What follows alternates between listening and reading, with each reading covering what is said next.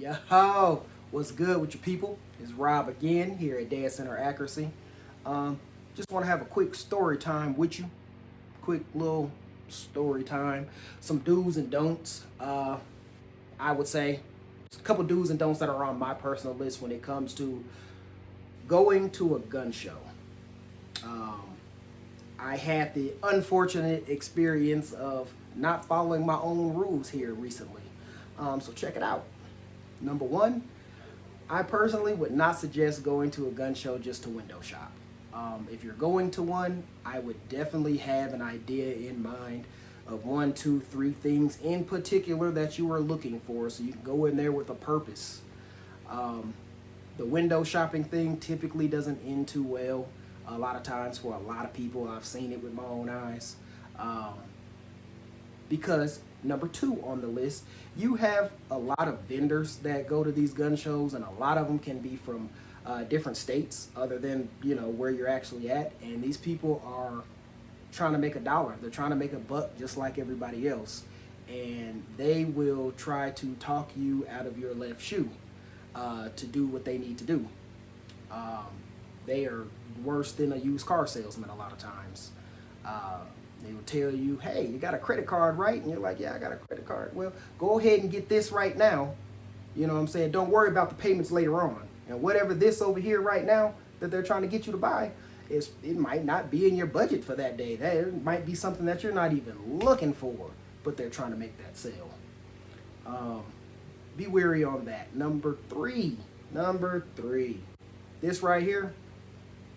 If you do have an idea of what you're looking for, I'm not saying don't do this, but be cautious about buying second-hand firearms, the hand-me-downs, the used ones. Be very cautious on that, especially if you may come across a company or vendor that you're not familiar with.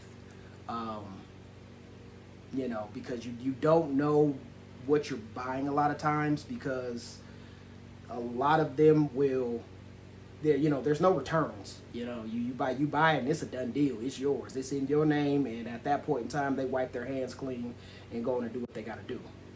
Um, so that's my 1, 2, and 3 on that. So along with the story time, that's how I came upon this right here. This is my new Taurus G3C that I actually received for free. From Taurus. I got this from Taurus for free because I was a goofy and I made a mistake. So I was at a gun show not too long ago, and I was there with a friend. And long story short, come by this vendor, and they see that we're actively looking. And of course, they came with a deal. They're like, hey, if you guys buy 2 right now, we'll knock 20-30% off the total price. And it's like, whoa, for real? And this was the day that I was not looking to buy a firearm. I said I was going to go in here and get ammo, and that was it. Psych. That didn't happen.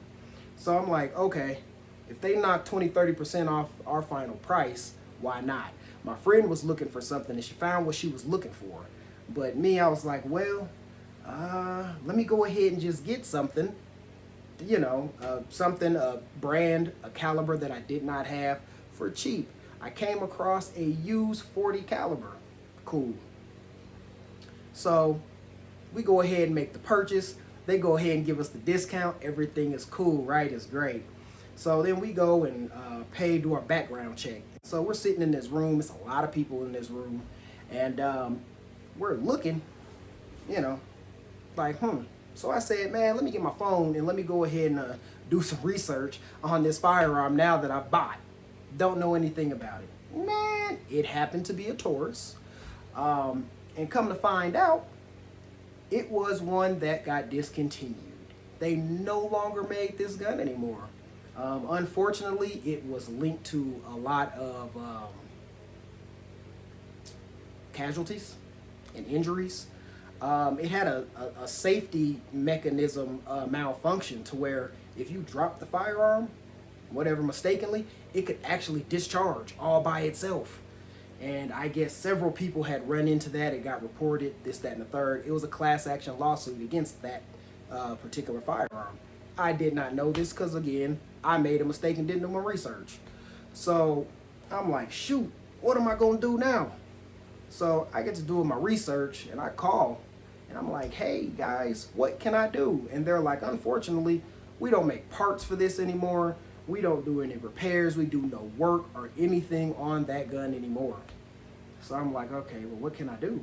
And they're like, well, if you're not willing to deal with whatever safety issues that can arise from this, or two, you're not some type of gun collector, it's like, if you send it back in to us, we'll actually go ahead and replace it with a Taurus G3 for free.